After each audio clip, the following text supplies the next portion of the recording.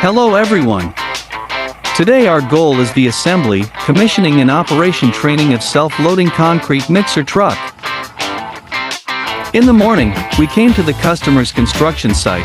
The customer found someone to fill with fluorine, test the machine, everything is normal.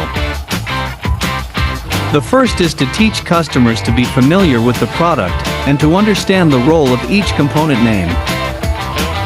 Filling and testing the machine according to the customer's formula, ingredients, everything is normal, the customer is very recognized. Then there is the operation training work, training 3 operators designated by the customer. Teach the operators how to operate, maintain, how to judge whether there is damage, and how to replace.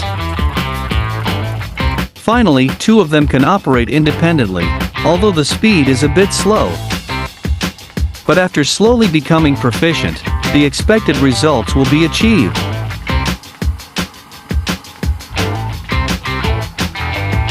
And testing work has been in progress, looking forward to tomorrow.